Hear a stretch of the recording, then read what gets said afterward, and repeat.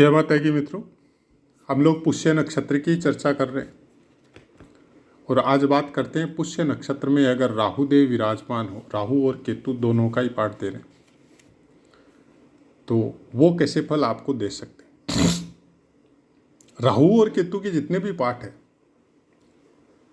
इस पुस्तक में जो हमारे पास है, उनके ऊपर किसी दूसरे की दृष्टि होने से कैसे फल होंगे वो सब नहीं बताया गया, इसलिए हम बताते भी नहीं हैं।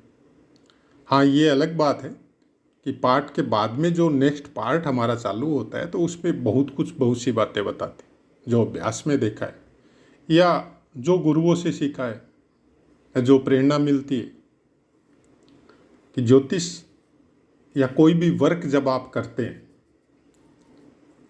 और पूरी तन्मयता के साथ करते हैं, तब फिर क्या सोते उठते बैठते वो चीज़ आपके दिमाग में घूमती है। तो जो आपकी प्राण शक्ति को आपने कितना एक्टिव किया है उसके द्वारा बहुत से किस्मों के आपको आंसर भी मिलते हैं और उसको जब आप लगाते हैं उस काम में तो जल्दी सफल भी होते हैं। ज्योतिष भी वैसा ही कुछ सब्जेक्ट है। जरूरत तो उसको इतनी है कि आपको पूरा डूबना पड़ेगा इसके अंदर। डेवलपमेंट अगर दिमाग की अच्छी है, सोचने का तरीका अच्छा है, तो आप सक्सेस हो सकते हैं। अगर नहीं है तो फिर दिमाग शून्य भी हो सकता है। मतलब बहुत सी जगह ये देखा है कि लास्ट में बांध बूंद के आदमी एक साइड रख देता है।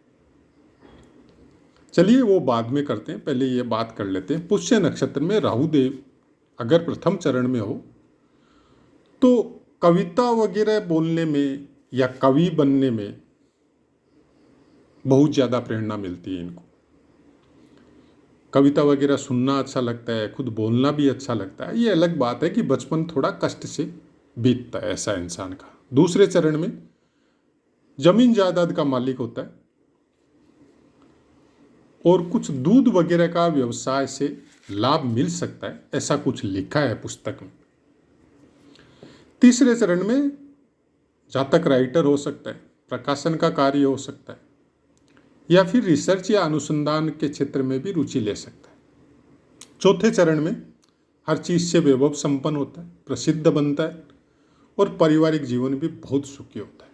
तो मोटा मोटी बात यह है कि पुष्य नक्षत्र में अगर राहु देव है चारों चरणों में तो आपको अच्छे ही फल प्राप्त होते हैं। लेकिन इसके जस्ट अपोजिट अगर पुष्य नक्षत्र में केतु है तो कोई भी अच्छे फल केतु देव से प्राप्त नहीं होते। अब ऐसा क्यों लिखा है? जन्मपत्री को जब देखें, राहु केतु के विषय में अलग से पाठ हमने शुरू किए थे, अभी वापस उनको बंद किए क्योंकि हर पाठ एक साथ हम दे नहीं सकते और ज्योतिष जैसे सब्जेक्ट के लिए तो कभी नहीं। खुद का भी अनुभव होना पड़ेगा, उसके साथ आपके अंदर वो प्रेरणा भी होनी पड़ेगी कि आप जो बोल रहे हैं उसकी वजह से सामने वाले का विल पावर डाउन तो नहीं हो रहा है। ये हम बड़ा ध्यान रखते हैं क्योंकि सोशल मीडिया या जन्मपत्री या ज्योतिष एक ऐसी चीज़ है, हालांकि बहुत से ग्रह खराब फल देते हैं आपके स्थान के हिसाब से, आपकी दशा महादशा के हिसाब से, तो वो खुद नहीं देते, वो प्रारब्ध है हम लोगों का। सब कुछ तो अच्छा मिलेगा नहीं कि आदमी को पैसा भरपूर है तो हेल्थ अच्छी नहीं है, और हेल्थ अच्छी है तो संतान अच्छी नहीं है, संतान अच्छी है तो वाइफ से नहीं पट रही या परिवार में और कोई झमेला है। तो सातों सुख जिसको बोला जाता है वो सबको मिले, भगवान को भी नहीं मिला पैदा होने के बाद। तो हम लोग तो साधारण इंसान हैं। राहु और केतु के विषय में ये एक दूसरे के अपोजिट रहते हैं, ये आप सबको पता है। अगर एक ग्रह आपको अच्छा फल दे रहा है तो दूसरा ओबियसली नेगेटिव देगा, ये 100%। अब वो नेगेटिव का आपको पता चले नहीं चले, उसको रोका कैसे जा सकता है? उसको रोक सकते हैं। अब जैसे पुष्य नक्षत्र के बारे में बताया गया है कि राहु का बहुत अच्छा फल मिलेगा, लेकिन केतु का उससे जस्ट नेगेटिव मिलेगा। तो अगर केतु के ऊपर गुरु की दृष्टि आ जाए, मंगल की दृष्टि आ जाए, या फिर शनि की दृष्टि आ जाए, तो वो खराब फल नहीं मिलेंगे। फिर वो खराब फल एक अलग लाइन के शुभ फलों में परिवर्तन हो जाएगा उनका। और राहु के जो शुभ फल है,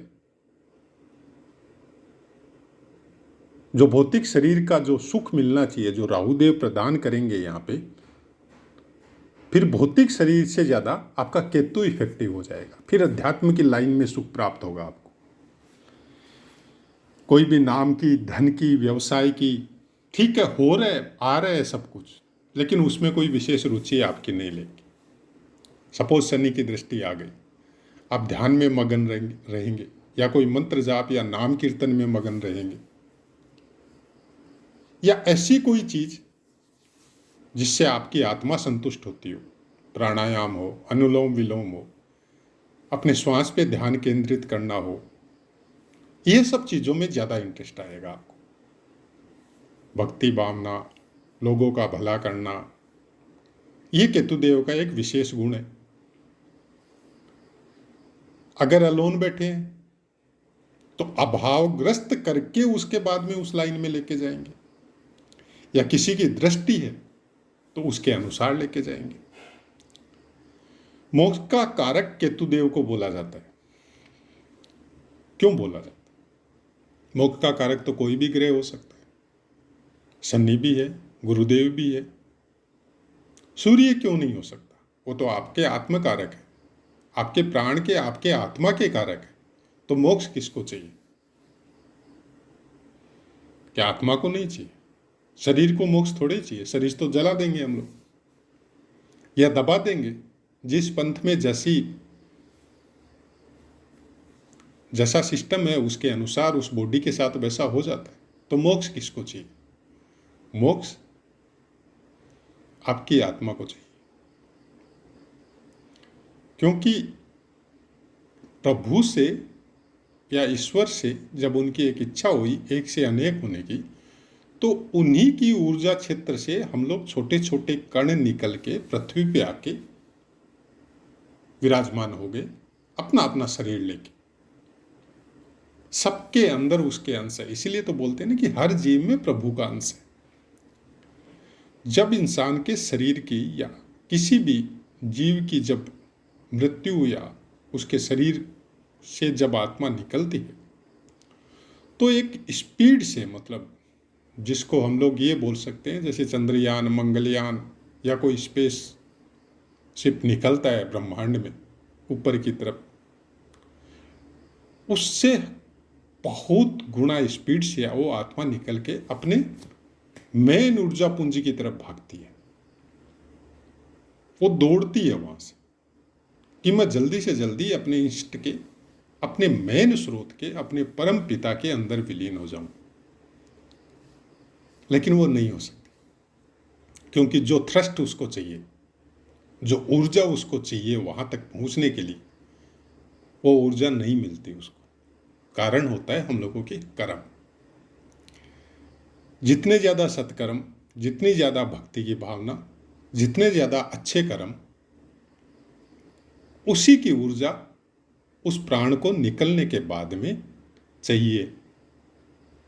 अगर नहीं है तो फिर वो थ्रस्ट डेवलप नहीं होता उसको वहां तक पहुंचने के लिए।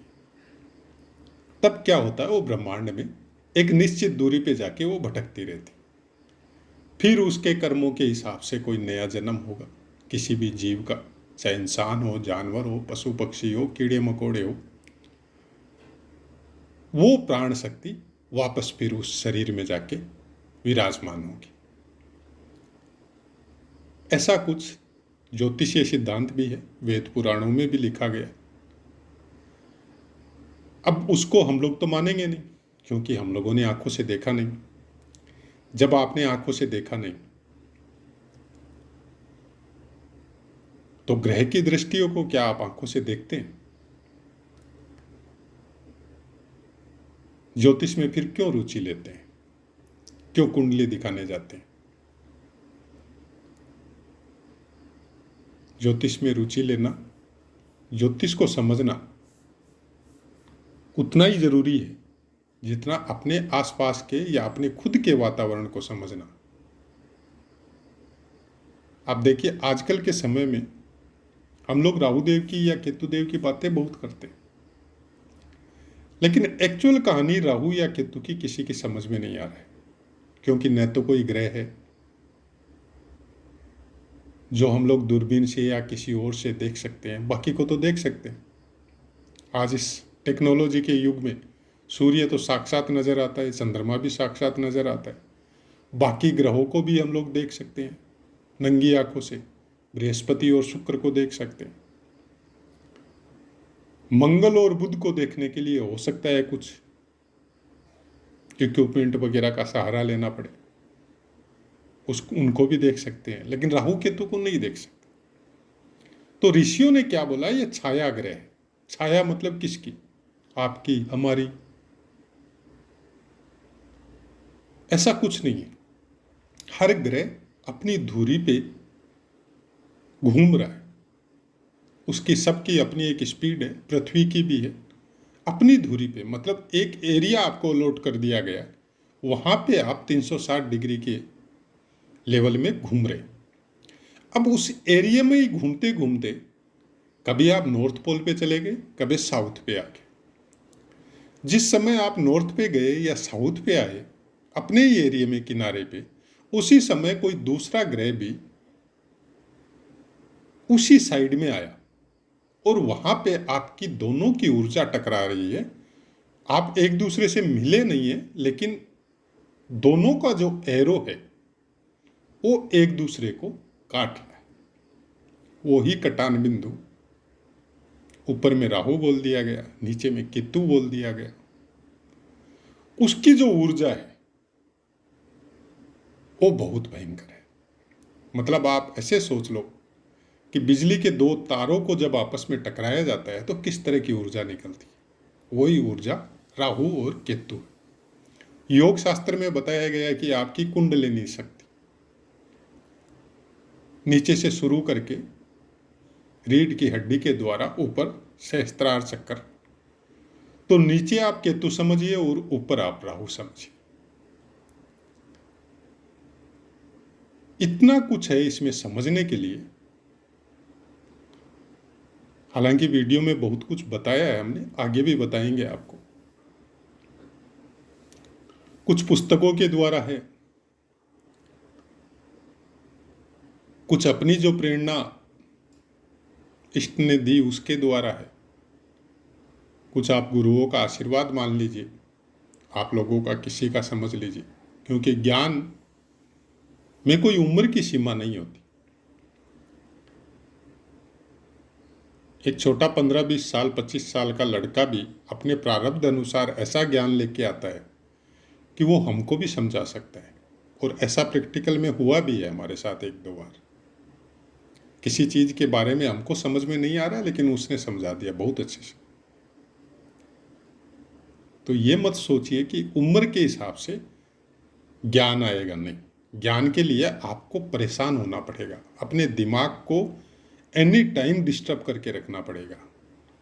और समय के साथ शरीर के हर अंग निर्बल होते हैं,